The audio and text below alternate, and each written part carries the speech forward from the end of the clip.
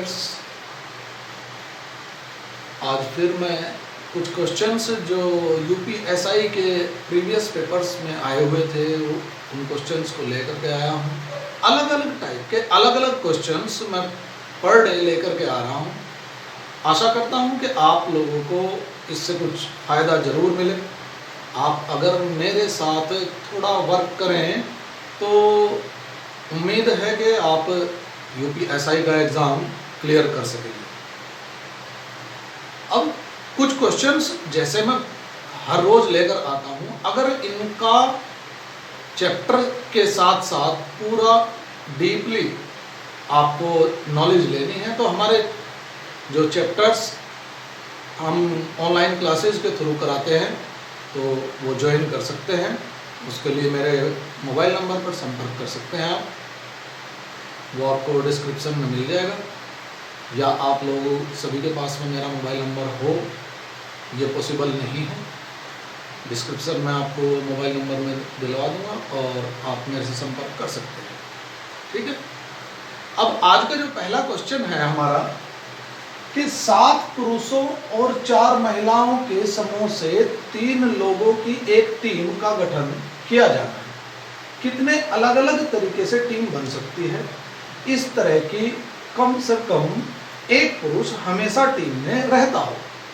अब ये जो क्वेश्चन लिया गया है ये आपके क्रमचय संचय जो चैप्टर है उससे लिया गया है। तो अब आपको ये सोचना है कि इसमें क्रमचय का फार्मूला लगना है या संचय का फार्मूला लगना है, दोनों में कंफ्यूजन बनता है। अब इसने कहा है कि एक पुरुष रहना अनिवार्य है। अब 2 महिलाएं हो सकती हैं, 2 पुरुष हो सकते हैं, 3 के 3 पुरुष हो सकते हैं। ठीक है, तो इस तरीके की संभावना बराबर है इसकी। ठीक, तो 7 पुरुष 4 महिलाओं के समूह में से आपको कितने चुनने हैं? 3। तो इस क्वेश्चन को करने के लिए हम प्रयोग करते हैं संचय का। संचय का मतलब क्या है? NCR। NCR का मतलब क्या है? Factorial N upon factorial R into factorial N minus R। ठीक है। अब इसने क्या कहा है कि कम से कम एक पुरुष हो, एक पुरुष 2 महिलाएं, 1 मैन 2 वुमेन, या तो ये तरीका होगा या 2 मैन और 1 वुमेन या 3 मैन। इसने कहा कम से कम एक पुरुष हो। कम से कम एक पुरुष का मतलब क्या है?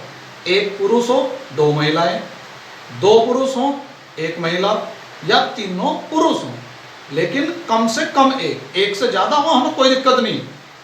ठीक है। अब एक मैन, तो एक मैन कितनों में से चुना जाएगा? 7 में से। तो 7 में से 7C1 into 4C2 plus 7C2 into 4C1 plus 7C3, केवल पुरुष। अब 7 में से एक चुनना है तो कितने तरीके होंगे? 7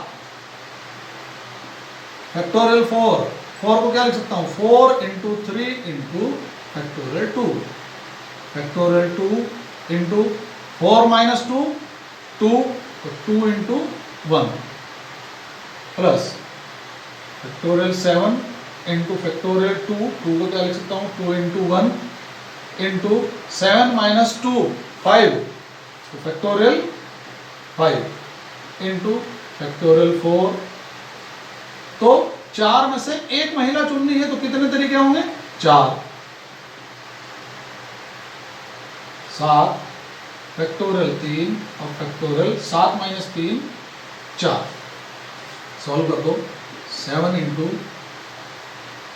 फैक्टोरियल 2 से factorial 2, 4 into 3 by 2 plus 7 into 6 into factorial 5 into 4 upon 2 into factorial 5 plus factorial 5 से फैक्टोरियल 5 कैंसिल, 2 2 जा 4, 2 3 जा 6, तो 7 6 5 फैक्टोरियल 4 3 2 1 इंटू फैक्टोरियल 4।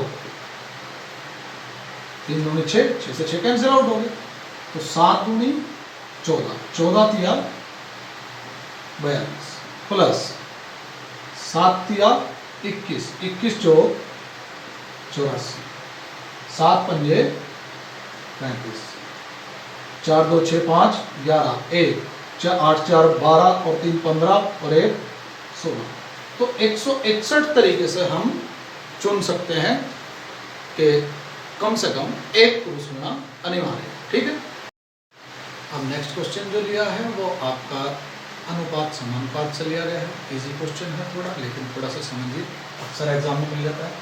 3 संख्याओं a, b व c के संबंध में a b का 1/3 है, b c का 2/5 है और a b प्लस c बराबर है 46 के। ठीक है, c और a के बीच का अंतर ज्ञात कीजिए।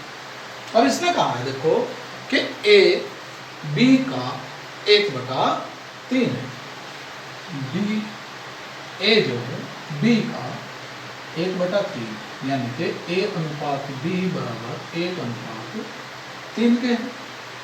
दूसरी बात क्या कही है, b c का 2/5 है, b जो है वो c का 2/5 है, तो b अनुपात c बराबर 2/5 के। अब तीनों का टोटल दिया है तो हमें तीनों का अनुपात निकालना पड़ेगा पहले। यहाँ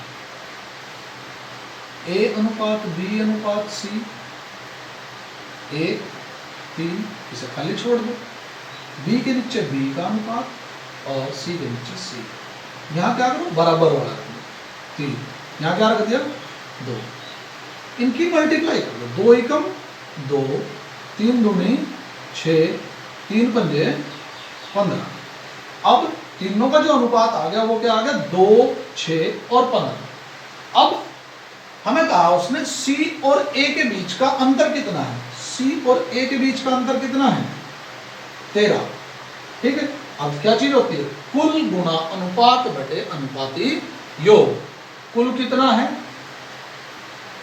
46, अंतर कितना आया 13 और टोटल कितना है 15 और 6 21 और 2 23। ठीक है, 23 दूनी 46, 13 दूनी 26। बात क्लियर होगी। हाँ बच्चों, नेक्स्ट क्वेश्चन की ओर चलते हैं। नेक्स्ट क्वेश्चन जो आपका लिया गया है वो है प्रोबेबिलिटी, प्रायिकता से। बहुत इंपॉर्टेंट चैप्टर है और आपका यूपीएसआई हुआ, रेलवे हुआ, हर एग्जाम में एक क्वेश्चन आना ही आना है इसका, और अक्सर 99% क्वेश्चन मिलेगा आपको। तो देखिए, प्रायिकता क्या होती है,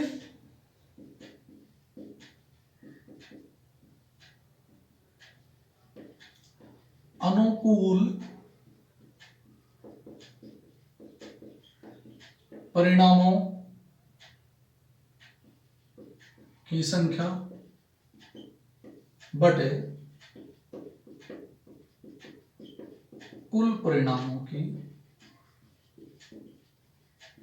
संख्या। ठीक है, अब अनुकूल परिणाम कितने हैं, इसने कहा है आपको कि क्या प्रायिकता होगी कि दोनों गेंद एक ही रंग की हों। यानी कि अब इसमें क्या कहा है कि 4 हरे रंग की गेंद है, 4 पीली गेंद है, 4 गुलाबी गेंद है। ठीक है, और एक एक गेंद जो है यादृच्छिक निकाली गई है। ठीक है, अब 4 में से 2 एक रंग की है, 4C2 प्लस 4C2। अब ये 4 गेंदें ये हरे रंग की हो सकती हैं दोनों, प्लस ये 4 गेंदें ये पीले रंग की हो सकती हैं, प्लस तीसरी ये 4 गेंदें गुलाबी रंग की हो सकती हैं। अपॉन टोटल बॉल्स कितनी हुई है, टोटल बॉल्स है कितनी मेरे पास में 12, और इनमें से कितनी फाइंड आउट करनी है 2।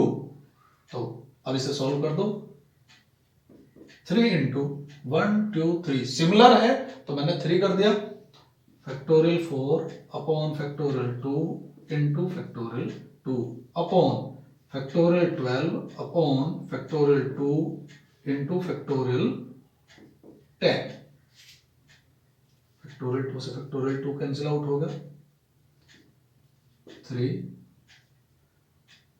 4 into 3 into factorial 2 upon factorial 2 upon 12 11 factorial 10 upon factorial 10। 10 से 10 कैंसिल आउट होगा, इस 2 से ये 2 कैंसिल आउट होगा, तो 3 चौक 12 तिया 36 और 12 गुना 11, तो 12 तिया 36, 3/11। बात समझ में आई?